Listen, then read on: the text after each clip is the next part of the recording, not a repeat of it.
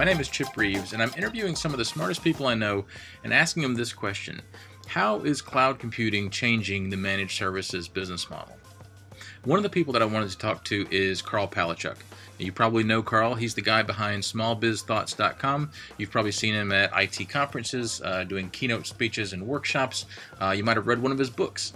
But one of the things that caught my eye is on the front page of his website, it says, how to be a successful technology consultant, how to be a successful computer consultant, how to be a successful managed service provider, how to be a successful value-added reseller, how to be a successful business owner in the IT space.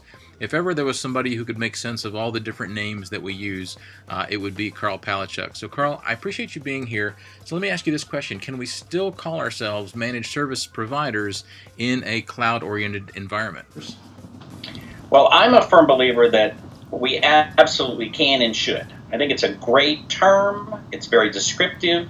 And the truth is, managed services doesn't die just because you're selling cloud services. For most of us, hardcore managed service providers, we have put our backups in the cloud a long time ago. We've gradually been moving. I think people moved their websites out of house in 2000, 2002.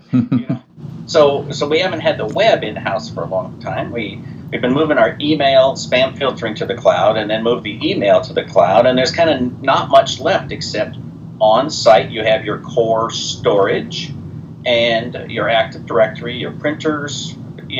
There's still a lot of stuff in-house that needs to be managed. And what managed service providers do, I think that term refers to managing all of your technology, not being server technicians. We've moved away from that a long time ago, so I don't see any reason to drop the name managed service provider. Do you think customers know what that means? I think they know more about what it means than they used to. The interesting thing is I don't think clients are going to search for managed service provider. In fact, when you look at that page that you just read, they're going to search for computer consultants. They might even search for solution provider, although I don't think so.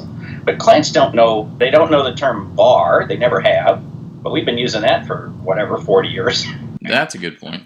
So amongst ourselves, we can call us managed service providers. But clients see us as computer consultants. That's the term they're going to look for. And so our public-facing advertising needs to say computer consultants. But then when you get to talking to them, you say what we really do is called managed services because we manage your technology. Okay. All right. Well, you sold me on that.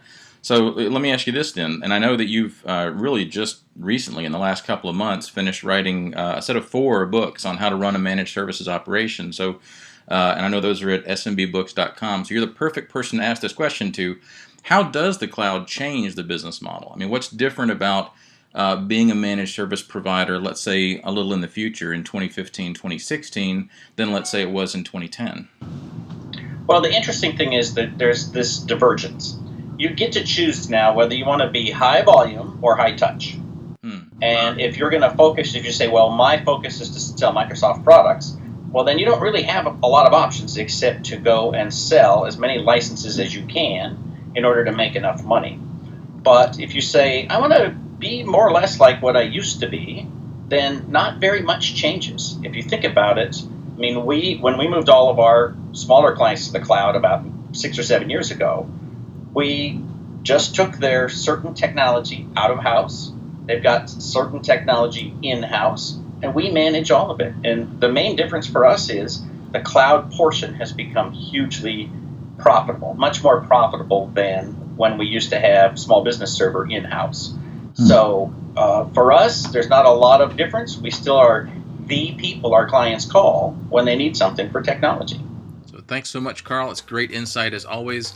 Guys, if you want to see more from Karl, check out his website at smallbizthoughts.com.